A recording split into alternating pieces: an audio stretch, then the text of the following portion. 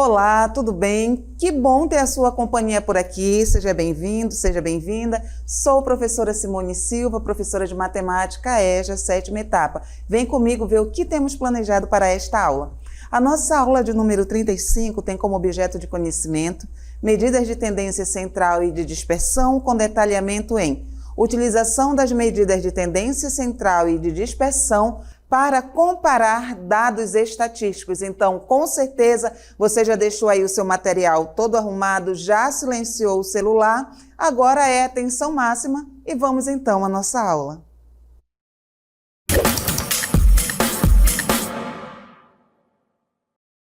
Bem, como vimos aí no detalhamento, nós vamos analisar, medidas de dispersão em situações, tudo bem? Nós não vamos aqui fazer o cálculo de cada uma delas, muito pelo contrário, nós vamos interpretar agora e entender melhor como elas agem ali em situações do nosso dia a dia. Por quê? As medidas de dispersão são essenciais na estatística para entender como os dados se distribuem em torno de uma medida de tendência central que nós chamamos aí de média, que nós conhecemos como a média. Entre essas medidas destacam-se aí amplitude total, variância e o desvio padrão, não é? Então agora nós vamos ver as aplicações práticas de cada uma dessas medidas. Iniciando então e de olho na tela para que você não perca nenhuma, tudo bem? A amplitude total, também conhecida como intervalo, é a diferença entre o valor máximo e o valor mínimo em um conjunto de dados. Tudo bem? Então comece aí a perceber isso, ó. A amplitude total, também conhecida como intervalo, é a diferença entre o valor máximo e o valor mínimo. Esteja bem atento aqui que você sempre vai iniciar pelo valor máximo. E depois, a diferença entre ele e o valor mínimo em um conjunto de dados. Lembrando que conjunto de dados é ali a organização de várias informações, tudo bem? Ela é uma medida simples de dispersão e pode ser útil em diversas situações práticas. Então, agora nós vamos ver exemplos, aí do nosso dia a dia, que vem aí mostrando, elas virão mostrando a aplicação da amplitude total. Então, vamos lá na primeira, e algo muito comum aí no nosso dia a dia, que é a análise de temperaturas. Principalmente para quem mora aí em estados que faz bastante frio, é interessante ficar de olho aí analisando as temperaturas para que não seja pego de surpresa, tudo bem? Então, suponha que você queira analisar a variação de temperatura em uma cidade ao longo de uma semana. Se a temperatura mínima registrada for de 15 graus Celsius e a máxima for de 30 graus Celsius, a amplitude total seria de 15 graus Celsius. Por que vai ser aí 15 graus Celsius? Você lembra ali da definição que nós vimos há pouco? Que a amplitude total é a diferença entre o valor máximo e o valor mínimo. Então, se o máximo ali, se a temperatura máxima é de 30 graus Celsius, vai ser ali a diferença entre a máxima e a mínima. Resultado aqui, 15 graus Celsius. E isso dá uma ideia da variação total da temperatura durante aí este período. Mas avançando aqui nas nossas aplicações, da amplitude total, nós chegamos aí na análise de salários. Embora pareça que não tem nada a ver, a amplitude total aí, ela ajuda, a fazer uma leitura dessa diferença de salários dentro de uma empresa. Então, olha só aqui o exemplo, Aqui nós temos que o menor salário é de R$2.000 e o maior é de R$20.000. Aí você vai dizer, mas como é que a amplitude total vai ser calculada aqui? Lembre sempre lá da definição. Vai ser a diferença entre o menor e o maior salário. Tudo bem? Então, a amplitude total aqui vai ser de 18.000. Até aí, tudo bem, porque 20.000, tendo ali tirado 2.000, o resultado vai ser 18.000. Só que para quem analisa essa diferença aí, se trata muito mais do que um valor, do que um número, do que 18 mil. Por quê? Uma desigualdade salarial ali dentro da empresa, não é? Nos faz refletir, nos leva a refletir sobre vários pontos importantes, como diferença de cargos e responsabilidades. Quanto maior ali, não é? Quanto mais elevado o cargo, a tendência é que o salário seja maior. A questão também da experiência e habilidade. Isso aí no mundo do trabalho não é muito importante, é levado em conta, e essa variação aí salarial também é influenciada pela experiência e habilidade ali do trabalhador, do profissional. A outra questão também, que muitas vezes passa batido pelo trabalhador, é a questão da educação e qualificação. Por quê? Quanto mais você estuda, quanto mais você se qualifica, mais você concorre ali a um lugar de um salário melhor. Tudo bem? E por aí vai. Mas temos ainda aí nas nossas aplicações a questão do desempenho acadêmico. Exatamente. Embora, não é, enquanto alunos a gente pense assim que as nossas notas simplesmente estão lá só para preencher o histórico escolar, não é bem assim não. Existe todo um processo de análise por trás das notas ali dos alunos. Então, olha só aqui um exemplo. Em uma turma de estudantes, a amplitude total das notas pode ajudar a entender a variação no desempenho. Se a menor nota é 50 e a maior é 95, a amplitude total é 45. E aqui eu chamo a atenção dos senhores para lembrar que a amplitude total é o maior valor menos o menor. Então, esta diferença aqui resulta 45, que nós estamos vendo aqui, que é a nossa amplitude total. Mas no mundo pedagógico, dentro de uma sala de aula, o que é que esse 45, o que é que essa variação aí em relação às notas significa? Qual é a informação que passa para o corpo pedagógico e também para os professores? Uma delas, que os alunos estão com dificuldade no assunto. Não é normal se ter dificuldade aí no processo de ensino-aprendizagem, mas isso tem que servir como ponto de partida para melhorar sempre. Depois, fatores externos. Quando se chega à sala de aula, não se deixa a vida lá fora da sala de aula e se entra.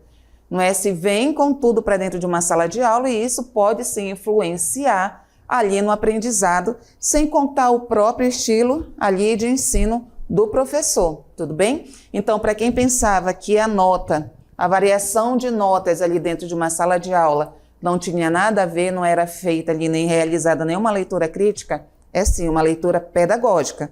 E nós vamos aí para mais uma aplicação. Estudos de mercado.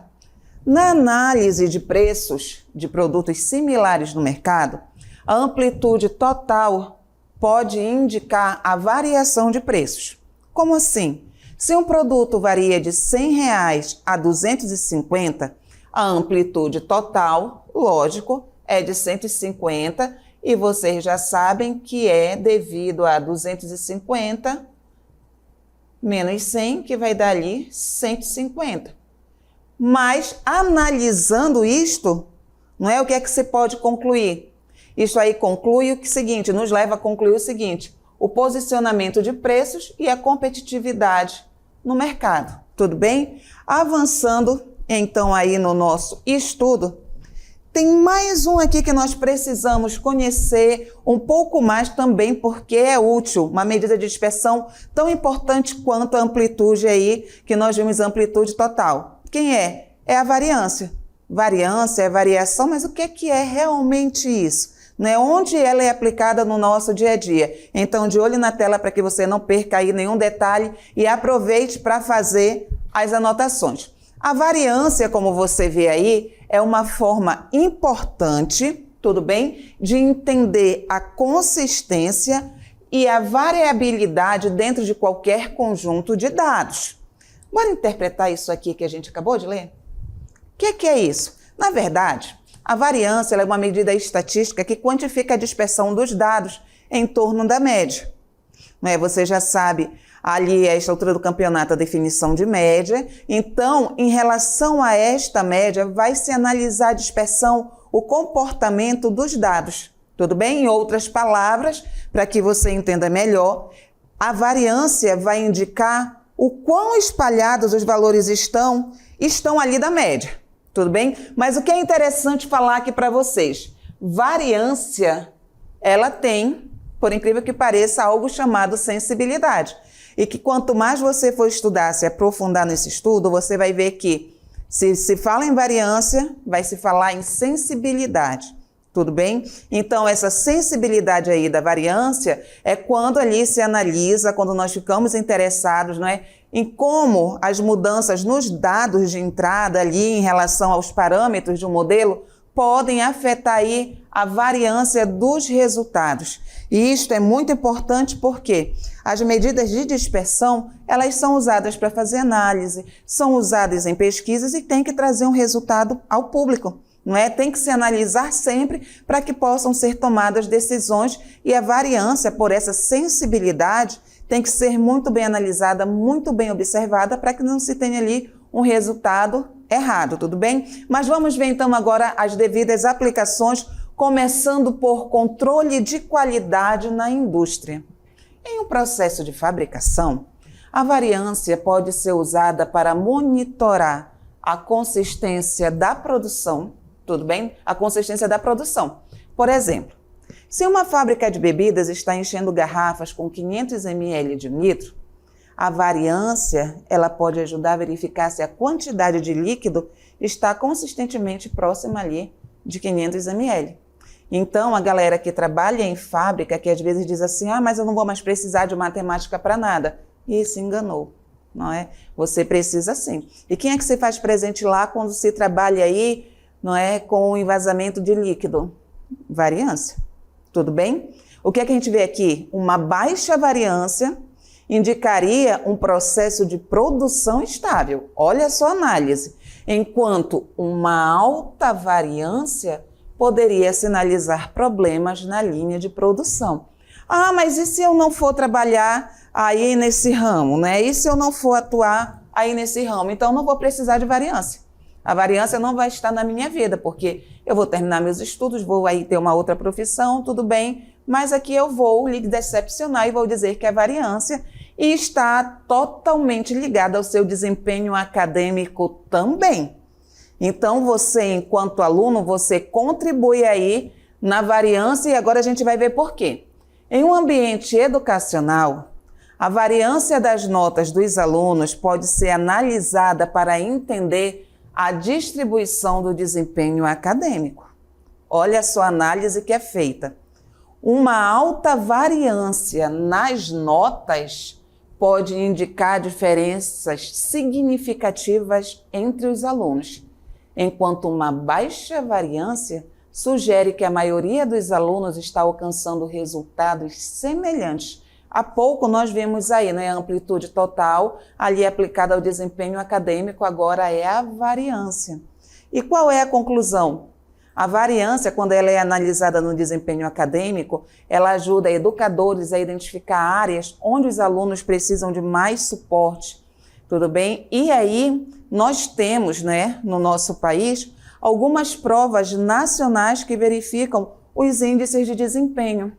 E essa avaliação aí dos alunos, essas provas que vêm aí verificando os índices de desempenho no Brasil, vêm justamente para identificar e promover melhoria. Existe isso? Existe. Você já ouviu falar no SAEB? Exatamente. Pessoal aí que estuda na EJA, já ouviu falar no Ensejo? Exatamente. ENAD, quando se conclui ali o ensino superior, e também o Enem. Não é? Então, quando se pensa que enquanto o aluno não está ligado à variância, só tem que saber variância para a prova de matemática, para a prova de estatística? Não. Você é um dos elementos aí que contribui para a análise dela. Tudo bem? A próxima aplicação que nós temos aí, investimentos e finanças. Como é que funciona no mercado financeiro? No mercado financeiro, a variância é usada para medir a volatilidade dos preços de ativos como ações. Volatilidade? O que é isso? Volatilidade, volátil, instabilidade de valor, tá? E o que é que causa aí essa instabilidade de valores das ações? Fatores econômicos, política monetária só são alguns deles, tudo bem? E como é feita esta leitura do mercado de ações usando a variância? Uma alta variância indica que os preços das ações estão variando muito, o que pode representar um maior risco para os investidores e vez ou outra nós vemos aí o desespero, não é, das grandes empresas que trabalham com ações e vendendo ação quando começa a cair valores. E quem é que indica isso? Aí, análise da variância, tudo bem? Por outro lado, uma baixa variância sugere que os preços estão mais estáveis. Tá tudo ali tranquilo, maré calma. Analisando a variância, os investidores podem tomar decisões informadas sobre diversificação e gestão de riscos. Pois é, não é mais uma análise que é feita que a gente pensa que não está ligado em nenhum momento à nossa vida. Mas vamos avançar aqui, que a variância também é ligada à nossa saúde, quando é aplicada em estudos médicos e científicos. Em estudos clínicos, a variância é usada para analisar a eficácia de tratamentos. Por exemplo, se pesquisadores estão testando a eficácia de um novo medicamento, eles podem calcular a variância nos resultados para avaliar a consistência dos efeitos do medicamento entre diferentes pacientes, e a gente só se liga nisso daí quando se precisa de um determinado medicamento, não é? Quando se precisa de um medicamento específico, é que ficamos ali ligados se a eficácia do tratamento realmente existe. E quem é que possibilita essa análise? A variância. Aí olha só, uma baixa variância nos resultados indica que o medicamento tem efeitos consistentes, enquanto uma alta variância pode sugerir variações nas respostas dos pacientes ao tratamento. Tudo bem? Então, avançando mais um pouco, o que é que nós vemos aí? Análise de satisfação do cliente. Pois é, sabe quando se faz a compra ali de um algo e que sempre enviam, ou então no próprio site, ou então na própria loja ali se pede? Não é? Ah, registra aqui, como é que foi, qual é a sua pesquisa, qual é a sua opinião sobre o produto e tal. A pesquisa de satisfação exatamente é ligada na variância. Empresas podem usar a variância para analisar os resultados de pesquisas de satisfação do cliente. Se a variância na resposta dos clientes for alta, pode indicar que há uma ampla gama de opiniões sobre a qualidade dos produtos ou serviços, ok? Também se aplica a serviços. Isso pode ajudar a identificar áreas que precisam de melhorias. Mas como é que eles vão identificar isso? Uma baixa variância sugere que a maioria dos clientes tem opiniões semelhantes ali, indicando consistência na satisfação. E aqui vai entrar o nosso lado consumidor, não é? Você fez uso de um serviço, você adquiriu ali algum produto e lhe pediram ali na pesquisa de satisfação que você opine, que você responda, que você participe, participe. Porque se for um produto, você vai estar contribuindo ali de certa forma para a melhoria dele, certo? Se for um serviço, também vá lá e avalie. Afinal, todos nós queremos aí ser bem atendidos, tudo bem? Mas avançando aqui nas nossas medidas de dispersão, chegamos em mais uma. O desvio padrão, tudo bem? O desvio padrão é uma medida de dispersão que indica o quanto os valores em um conjunto de dados se desviam em média da média, tudo bem? Ele é amplamente utilizado... Opa! Isso aqui ficou muito redundante, ficou muito estranho, ó. Em média, da média? Como isso? Então, vem aqui entender. Tá traduzindo para vocês. O desvio padrão, todos nós já sabemos que é uma ferramenta estatística, tá? Que vai nos ajudar a entender o quão espalhados os números estão ali dentro do conjunto de dados. Então, tá tudo espalhado, tá tudo bagunçado. Quem é que vem nos ajudar ali a entender? O desvio padrão.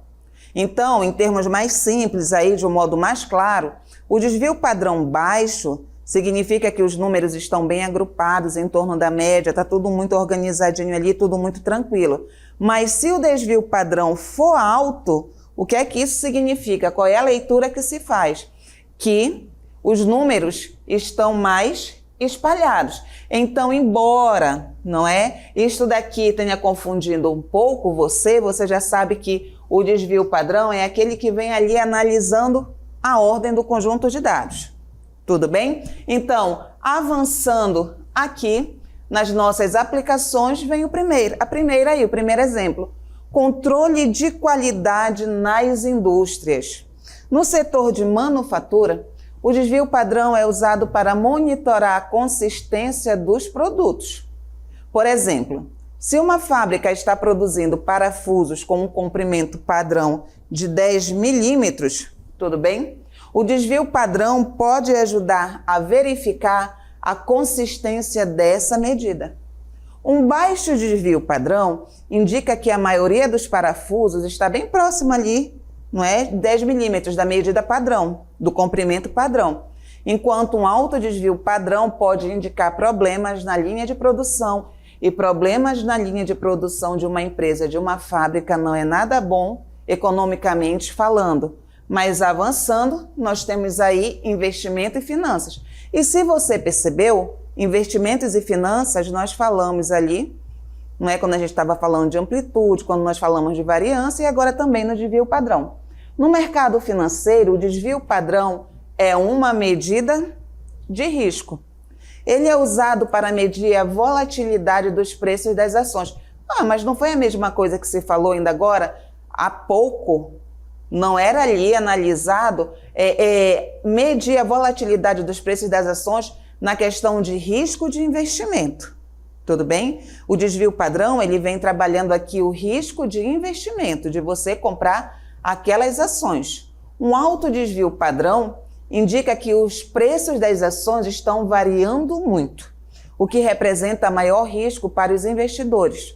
Por outro lado, um baixo desvio padrão sugere que os preços estão mais estáveis, representando um investimento menos arriscado. Avançando aqui nas aplicações, nós temos o quê? Desempenho acadêmico. Não é? Vimos ali a amplitude total, vimos ali a variância e agora nós vamos chegar aí no desvio padrão, só trazendo aí a memória de vocês que quando foi ali na variância, não é? Ele era ali determinante, não é? Naquelas provas nacionais ali para estar medindo o desempenho ali dos estudantes, aplicando provas para que se invista na qualidade, tanto ali da EJA, tanto ali do ensino básico, quanto também do ensino superior. Mas o que é que o desvio padrão agora contribui no desempenho acadêmico? Vamos ver? O desvio padrão das notas dos alunos pode ser analisado para entender a variação no desempenho acadêmico. Então, se as notas de uma turma têm um baixo desvio padrão, isso indica que a maioria dos alunos está obtendo notas próximas da média. Como assim? Não entendi. Imagine aí, vamos supor que a média onde você estuda seja 6. Tudo bem?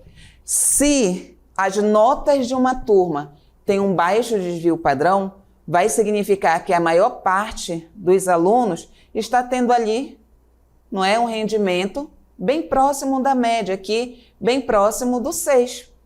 Enquanto um alto desvio padrão pode sugerir que há uma grande variação no desempenho dos alunos. Significa, não é, que eles podem estar tendo notas ali muito altas ou, de repente, até muito baixas, tá? Mas avançando aqui, pesquisa de mercado de novo. Acabamos de ver há pouco com variância e agora nós estamos em desvio padrão.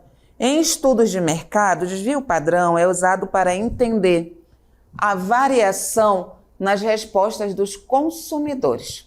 Por exemplo, ao analisar a satisfação dos clientes, um alto desvio padrão nas respostas pode indicar que os clientes têm opiniões variadas sobre um produto ou um serviço. Um baixo desvio padrão sugere que a maioria dos clientes tem opiniões semelhantes. Conseguiu entender essa relação? Não é? Qual é esse feedback que o desvio padrão aí em relação à pesquisa de mercado nos dá? Então, vem aqui comigo de novo. Olha o que diz, não é? Que, por exemplo, ao analisar a satisfação, um alto desvio padrão nas respostas aí da pesquisa pode indicar que os clientes têm opiniões variadas sobre um produto ou serviço. Que vale muito, que não vale nada, que está deixando a desejar, que o atendimento foi maravilhoso e por aí vai, blá, blá, blá, blá. Mas um baixo desvio padrão, ele vai sugerir que a maioria dos clientes tem opiniões semelhantes. Ou está bom ou não está bom. Ou presta ou não presta. Então, quem é que possibilita essa leitura? Quem é que possibilita essa análise crítica aí de pesquisa de mercado? A variância. E agora nós vamos ver mais uma aplicação, só que agora no campo ali da medicina, em estudos clínicos e médicos. Nós vimos aí também esse exemplo, usando ali, né, uma medida de desvio padrão anteriormente, que era ali a variância, mas o desvio padrão está ligado de qual maneira, né, se relaciona de qual modo aí com a área médica. O desvio padrão é usado para analisar a eficácia do tratamento. Beleza. Se o medicamento tem um baixo desvio padrão nos resultados da eficácia, isso indica que o tratamento é consistentemente eficaz entre os pacientes. Um alto desvio padrão pode sugerir que os pacientes respondem de maneira diferente ao tratamento. Tudo bem? Então, é por isso que quando está ali se testando, né, se fazendo uso da medicação, se fala muito em reação adversa. Então, essas reações adversas, né, que sempre vem indicado aí na bula dos remédios, vem mostrando como eles estão, como se pode ali responder ao tratamento. Tudo bem? Se está bem, se não está bem, se precisa melhorar, se precisa aumentar alguma substância, mas o que é que a gente sabe? A gente só quer consumir o remédio e queremos ficar bem de saúde, não é isso? Essa é a nossa única leitura daí da área médica, dos medicamentos. Queremos tomar, queremos ingerir, queremos ficar aí 100%, não é?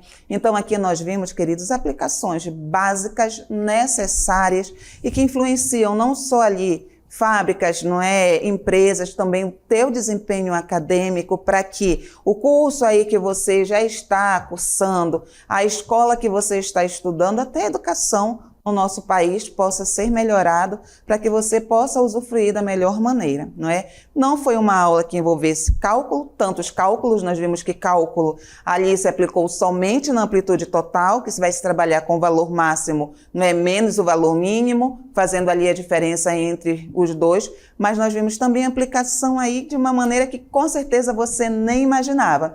Então, muito obrigada pela sua companhia e até o próximo encontro.